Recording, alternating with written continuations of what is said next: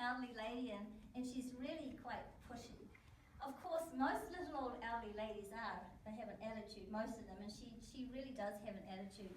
She, even towards the end of her life, she knitted. She was a knitter, a constant knitter. She knitted all the time, and that's what she wants to bring forward. That when you have a hobby in life, you don't have to stop that hobby no matter where you are. You can still excel and still do it. Even if the knitting needles don't touch anymore, it's the action of doing the knitting that said, kept her going, was that action.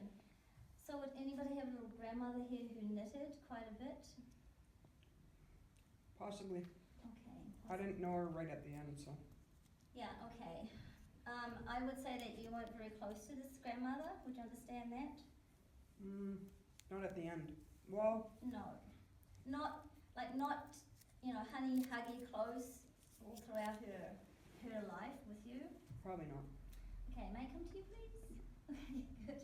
Come to the side of the room again. Okay, so do you understand, do you remember seeing her knitting? Oh yeah. Yeah, okay. I was younger, yeah. Yeah. And it's almost like she was preoccupied with that. And this is why she's bringing this forward with me. And as I said over there, once you start a hobby, you don't have to finish the hobby. You can continue the hobby.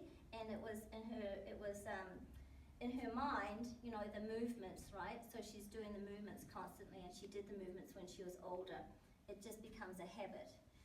So she said sometimes habits are hard to stop, and we have to stop and look at ourselves before we stop the habit of doing it. Other habits we don't want to stop because they're comfort building to us, okay? So I'm just going to ask her where she's going on with this here. Do you understand what she's saying?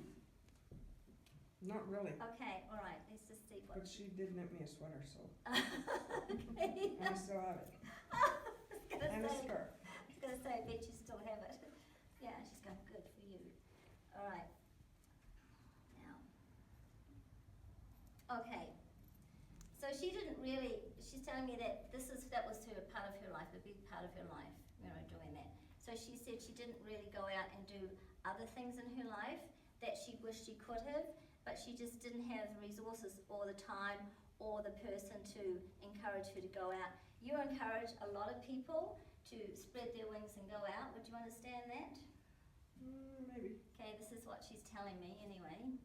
So she said, the only thing she wants to tell you is, she said, please encourage the people who need encouragement and step up to help them a little bit more. Would you understand that? Maybe. Okay, all right, I'm just going to leave that with you. This is what she said. Yeah. I'm going to thank those two people for coming in Spirit, Love and Light.